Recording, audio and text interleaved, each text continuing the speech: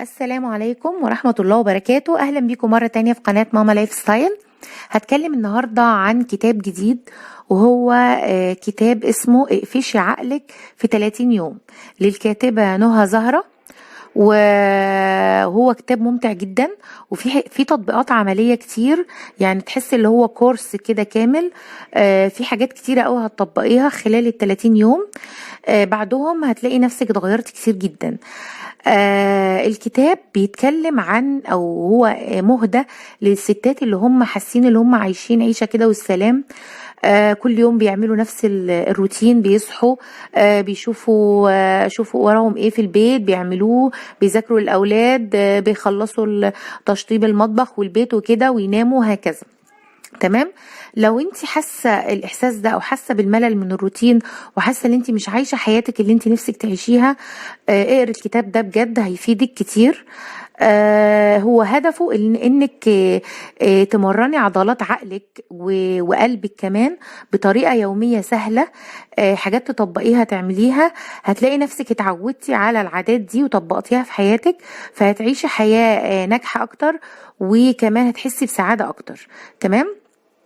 طيب، مقسمة برضو الكتاب ل3 بوابات كبيرة.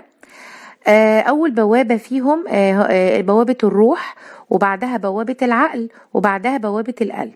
وفي كل واحدة فيهم تمرينات معينة، وبتنصحنا اللي احنا نعمل حاجات معينة. تمام.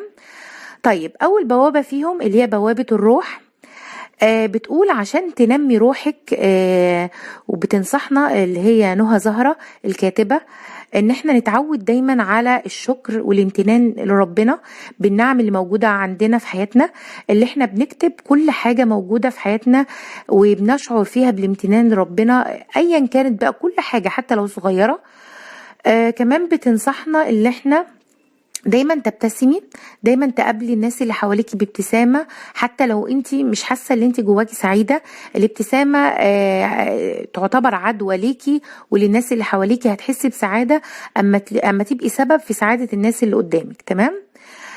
كمان بتقول دايما لو عايزة علاقتك بالناس اللي حواليكي تتحسن، ركزي دايما على الحاجة الحلوة اللي فيهم. يبقى تركزي كويس جدا على الحاجات، يعني مثلا انتي حاسة اللي فيه صفات وحشة جدا كتيرة في جوزك، دوري، اكيد كل انسان فيه صفات حلوة، دوري في الصفات اللي فيه واكتبيها، حتى اكتبي الصفات الوحشة واللي قصادها الصفات الحلوة، هتلاقي فيه صفات حلوة لازم هتلاقي، عشان مفيش انسان فيه عيوب كاملة الا اذا كانت عيوب شديدة قوي. لكن لو العيوب العادية اللي هي بتاعت كل انسان اكيد فيه عيوب، هتلاقي فيه صفات حلوة برضو تقدري تعيشي معاه علشانها. تمام. ايا كان بقى الناس اللي انت عايشه معاهم، حتى لو مامتك حاسه ان هي مضايقاكي في حاجات معينه، برضو هتلاقي فيها صفات حلوه جدا، باباكي برضو نفس الحكايه. تمام. دي نصيحه حلوه جدا وفكره حلوه. كمان بتأكد برضو ان في اسرار كتير قوي عن النجاح مستخبية جوه الفشل. عشان لو ما كانش فيه فشل اكيد مش هيبقى فيه نجاح، عشان احنا النجاح مش بنوصله لمجرد اللي احنا بنعمل مشروع بننجح، لمجرد ان انت بتتعلمي حاجة بتنجحي اللي انت تتعلميها. مثلا انت عايز تعودي على عادة معينة، مجرد ما تتعودي عليها هتنجحي؟ لا، ما انت لازم تفشلي كذا مرة عشان تعرفي طريق اللي هو الطريق الصحيح للنجاح. دي نقطة مهمة جدا. يبقى بوابة الروح فيها كذا نقطة. اول نقطة فيها اللي انت دايما تشعري بالامتنان والشكر للحاجات اللي موجودة في حياتك حتى لو حاجات بسيطة. النقطة اللي بعد كده دايما ابتسمي في وش الناس اللي حواليكي. النقطة اللي بعد كده دايما ركزي على الحاجات الحلوة في الناس اللي انتي على علاقة بيهم، في الناس اللي حواليكي. بعد كده ان في اسرار كتيرة للنجاح مستخبية جوه الفشل، فدايما دوري على الحاجات. الفشل ده اللي ادى بيكي النجاح، اكيد هتستفيدي من كل نقطة انت فشلتي فيها وودتك للنجاح اللي انت عايشة فيه. النقطة اللي بعد كده اللي هي بوابة العقل. بوابة العقل هي بتقول يعني الكاتبة ازاي تبقي دايما مكنة أفكار، دايما بتستفيدي من الأفكار الناس اللي حواليكي، دايما بتستفيدي من المعلومات اللي حواليكي، بحيث اللي انت تبقي بتاخدي الأفكار بتستوعبيها، بتعمل لها إعادة تدوير زي ما بيقولوا، وبعد كده بتصبيها تاني لناس تانية. يبقى انت عبارة عن مكنة للأفكار، بتستقبلي المعلومات وبترجعي تاني تعمليها تعدليها بطريقة معينة وبتديها للناس بطريقة تانية. تمام. وبتقول كمان ان انت لازم كل يوم تتعرضي لمادة علمية، سواء بقى بالقراية، بتتفرجي على فيديو، بتتفرجي على برنامج، ايا كان بقى. المهم ان انت دايما لازم كل يوم تتعلمي حاجة جديدة، اي حاجة جديدة في مجالك او في مجال انت نفسك تتعلميه او مجال انت حباه، ايا كان بقى. ماشي، يبقى لازم كل يوم تتعرضي لمادة علمية جديدة.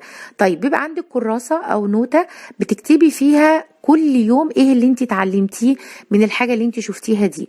يبقى انت تعتبري زي مكنة كده بتسجلي فيها الأفكار، بتستوعبي افكار جديده من الحاجات اللي انت اتعلمتيها، بتقدري بقى تعملي لها بروسيسنج كده جوه عقلك، وتعيدي ترتيبها وتشوفيها وتنقليها تاني لناس تانية بطريقه مختلفه.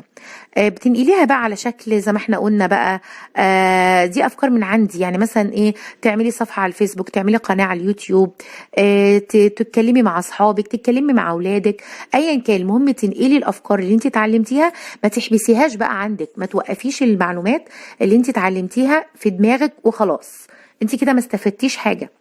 لازم تنقليها بشكل او اخر، تقوليها للناس، تعملي بيها حاجه لازم تستفيدي بيها وتفيدي بيها الناس كمان. تمام. يبقى دي اللي هي النقطة بتاعت بوابة العقل. طيب، وقلنا بنكتب الأفكار كلها اللي احنا اتعلمناها في كشكول كده مخصصينه للأفكار. طيب، بوابة بقى القلب هي بتقول عليها دي بوابة الأعمال، يعني دي بقى التطبيق اللي انت بتطبقي الأفكار اللي انت اتعلمتيها في شكل بقى أشكال مختلفة. بتقول كمان ان التغيير ده بيبقى بالراحه، يعني حسب يعني انت مثلا انت اتعلمتي حاجات جديده عايزه تغيري، التغيير ده بيبقى ببطء بس بيؤدي لتغيير كبير بعد كده. وفي نظريه هي بتقولها نظريه جميله جدا اسمها زائد وناقص ويساوي. تمام. طيب دي ازاي؟ بتقول ان انت اول حاجه بتزودي معلوماتك من حد عنده معلومات زياده، وبعد كده بتقعدي مع حد تاني عنده نفس امكانياتك، بتحاولي تطبقي اللي انت اتعلمتيه. بعد كده بتقعدي مع ناس تانية مش عندها المعلومات اللي عندك، بتنقلي ليها الافكار اللي انت اتعلمتيها. دي برضو حاجه جميله قوي، دي زي قريبه من فكره مكنه الافكار اللي هي قالت عليها في بوابه العقل. هنقولها تاني، نظريه زائد ويساوي الاول بقى مش ناقص، يبقى زائد يساوي ناقص. زائد اللي انت بتزودي معلوماتك من حد عنده معلومات زياده. بيساوي اللي انت بتطبقي معلوماتك مع ناس ليها نفس امكانياتك. تمام. اللي هي ناقص، بتعلمي الناس اللي عندها نقص في المعلومات اللي عندك، بتنقلي لها الافكار بتاعتك. تمام. يبقى ده الفكرة، ازاي بتزودي معلوماتك من الفيديوهات ومن الكتب اللي انت بتقريها كل يوم. ازاي تقعدي مع ناس عندهم نفس الامكانيات تطبقيها، ممكن مع اصحابك، ممكن مع حد تعرفيه مثلا من على النت او كده. طب ازاي تنقلي خبرتك لحد ما عندهوش الخبرة بتاعتك دي بقى؟ برضو مع اولادك، مع اصحابك من على النت. على فكرة المجتمع بقى مفتوح، ممكن تتكلمي مع اي حد على الواتس، تعملي جروب حتى على الواتس لاصحابك وتقولي المعلومات اللي انت حابه تنقليها وهكذا. بصراحه الكتاب جميل جدا، في معلومات كتير وفي افكار كتير وفي تطبيقات، يعني احلى حاجه في الكتاب تحس اللي هو كورس كده متكامل، بيقول لك كل حاجه تطبقيها، تعمليها، يقول لك مثلا هتعملي كذا وخلال كام يوم هتطبقي كذا وهكذا. جميل جميل جميل بجد. الكتاب هيفيدكم جدا، واسلوبه كمان مرح وخفيف وحلو. وهقول لكم بسرعه كده الكتاب عباره عن ايه بسرعه سريعا تاني. اول حاجه هو الكتاب قلنا اللي هو تطبيق عملي، في بيتكلم عن 3 ابواب: بوابه الروح وبوابه العقل وبوابه القلب. بوابه الروح بتتكلم فيها الكاتبة اللي هي الشعور بالامتنان، انك دايما تبتسمي وانك دايما تتعلمي من الفشل. بوابة العقل، حاولي تبقي مكنة أفكار، تاخدي الأفكار بتاعتك تعملها بروسيسنج، إعادة كده معالجة، وترجعي تاني تنقليها لناس تانية بطريقة معينة. كل يوم لازم تتعرضي لمادة علمية جديدة، تقري تتفرجي على فيديوهات، وتكتبي كل أفكارك دي في كراسة أو في نوتة، وتكتبي كل الحاجات دي وتنقليها لناس تانية بطريقة مختلفة. تمام. بوابة بقى القلب، ودي بوابة الأعمال. ازاي انت تطبقي كل يوم فكرة من الأفكار اللي انت كتبتيها في الورقة اللي احنا قلنا عليها. وفي نظرية جميلة جدا عجباني اللي هي نظرية زائد يساوي ناقص، اللي انت بتزودي معلوماتك بطريقة مختلف، بأي طريقة بقى انت هتزوديها عن طريق النت او ايا كان، وبعد كده بتشوفي حد متساوي معاكي في المعلومات دي وتحاولي تطبقي معاه المعلومات، وتشوفي حد ما عندوش المعلومات دي عنده نقص فيها وتديله المعلومات. الكتاب بجد جميل، انصحكم بقرايته.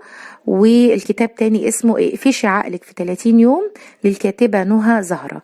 وده الفيديو بتاع النهاردة، والسلام عليكم ورحمة الله وبركاته.